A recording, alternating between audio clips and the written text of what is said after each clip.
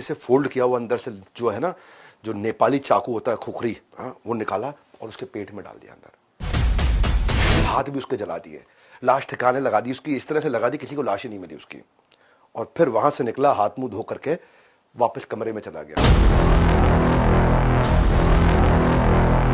In fact कुछ महिलाएं तो जब वो जेल में होता था तो कोर्ट से परमिशन लेने पहुंच जाती थी कि मैं जेल में शादी कर लूंगी, उसके साथ जेल में रह लूंगी।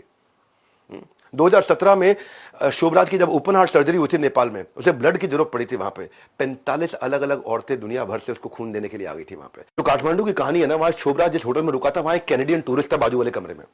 इसका इधर कमरा, उसके जस्ट साथ वाला कमरा, वहां कैनेडियन टूरिस्ट था। जब भी वो नाश्ते और खाने के लिए निकलते, कुछ होता, वो दरवाजे से निकलते, इसको आवाज, दरवाजा खुला तो ये भी बाहर आ जाता था, मौका ढूंढता था दोस्ती करने का। और इतना एक्सपर्ट दोस्ती करने में, उसकी गर्लफ्रेंड से भी दोस्ती कर ली, उस टूरिस्ट से भी दोस्ती कर ली। अब चार्ल्स ने इनको अपना नया टारगेट बना दिया। पहले दोस्ती की, फिर गर्लफ्रेंड से बातचीत बढ़ाई, और वो दूसरे दिन में ही उसके प्यार में फंस चुकी थी पूरी तरीके से।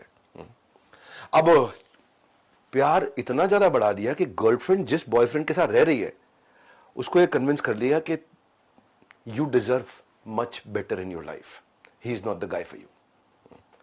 और लड़की को भी लगा हाँ यार मैं डिजर्व तो करती हूं। बोला ये तुम्हारे स्टैंडर्ड का लगता नहीं है। लड़की को भी लगा हाँ मेरे स्टैंडर्ड का नहीं है। चार्ल्स बोला कि मुझे ऐसा लगता है कि शायद तुम्हारे को देखते ही इतना प्यार हो गया मुझसे, तुम मेरे साथ चलो। और चार्ल्स ने उसे कन्विंस कर लिया कि अपना कैश और पासपोर्ट निकाल ले, मैं अपना कैश और पासपोर्ट निकालता हूं, घाटी में पहाड़ी के पीछे वहां मिलेंगे हम लोग, वहां से निकल लेंगे। ये गर्लफ्रेंड जब जाने लगी कैश पासपोर्ट लेकर के, तो उसके बॉयफ्रेंड ने देख लिया जा रही है ये। बैग पैक करके निकली थी ना, सामान था, कपड़े ले रही थी, बेसिक कपड़े तो लेके जाएगी, कुछ तो लेके जाएगी।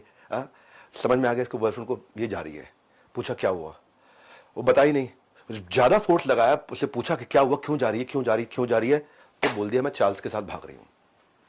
बॉयफ्रेंड ने उसको मारा थप्पड़ बहुत जोर से, उसको बिस्तरे पे वहां लटाया, दरवाजा किया लॉक और चला गया घाटी में पहाड़ी के पीछे। और वहां जहां चार्ल्स वेट कर रहा था कि लड़की आने वाली, लड़की आने वाली है, आ गया उसका बॉयफ्रेंड। और आते ही इन दोनों का झगड़ा हुआ, बहस हुई। चार्ल्स ने क्या किया, अपनी जुराब खोली, नीचे से फोल्ड किया हुआ अंदर से जो है ना, जो नेपाली चाकू होता है खुखरी, वो निकाला और उसके पेट में डाल दिया अंदर। उसके पूरे मुंह को काट दिया, छील दिया। उसके बाद उस पर पत्थर फेंक फेंक के उसका सर फाड़ दिया। हाथ भी उसके जला दिए, लाश ठिकाने लगा दी उसकी, इस तरह से लगा दी किसी को लाश ही नहीं मिली उसकी। और फिर वहां से निकला, हाथ मुंह धो करके वापस कमरे में चला गया। और गर्लफ्रेंड को बोला पता नहीं शायद तुम्हारा बॉयफ्रेंड भाग गया है कहीं, मैं तुम्हारा वेट कर करके थक गया था, चलो कुछ खाना खा के आते हैं। उसे खाने पे ले गया, होटल में ले जा करके खाने में जब लेके गया, खाने के बाद वापस लेकर के आया, उसको फिर से नशा कराया, और नशा करा के जब वो सो गई उसका मर्डर कर दिया। और मर्डर पे रुका नहीं, मर्डर करने के बाद लड़की की लाश को आग लगा दी ताकि किसी को समझ ही ना आए। और जलाने के बाद में उसके फिर होटल में गया, वहां से सारी कैश, सारा ज्वेलरी, पासपोर्ट, कैमरा उठा करके फिर थाईलैंड भाग गया। लोकल लोगों ने लड़की के जब शव के बारे में पुलिस को बताया तो पुलिस इतनी हैरान कि भाई पहचान ही नहीं पाए। छानबीन में लड़की की अंगूठी के कारण पता चला, 15 दिन के बाद पुलिस को लड़के की लाश मिली, और उसकी पहचान इसलिए हुई क्योंकि उसकी 6 फुट 6 इंच की हाइट थी। वरना समझ ही नहीं आ रहा था, नामो निशान नहीं छोड़ता था मारने के बाद। मतलब किसी की अंगूठी, इतना रिसर्च करने के बाद उसकी हाइट, बाद में सारी कड़ियां जुड़ी, और तब तक चार्ल्स शोभराज भाग चुका था। अब नेपाल की पुलिस इसको ढूंढ रही थी, और नेपाल की पुलिस इसको ढूंढ रही थी, ये वहां से गायब हो चुका था, नेपाल से निकल गया। कई साल के बाद 2003 में इसको लगा यार केस तो आया गया, 1970s के बाद किसको याद है।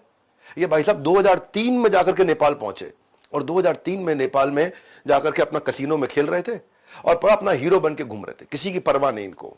ये कहले कौन किसको मालूम है, 30 साल पहले मैंने मारा किसी को याद नहीं। एक पत्रकार ने पकड़ लिया इसको, क्योंकि वो पत्रकार क्राइम के ऊपर पत्रकारिता करता था, तो दुनिया भर में इसके क्राइम को स्टडी कर रहा था वो, और वो उसको यहां पहचान गया। उसने पुलिस को बताया, आते ही पुलिस ने इसको पूरी टीम के साथ आके गिरबान से पकड़ के लपेट लिया। 2003 से लेकर के अभी कुछ साल पहले तक, कुछ ही समय पहले तक ये नेपाल की जेल में बाकी की बची बुढ़ापे की जिंदगी सारी इसने वहीं बिताई थी।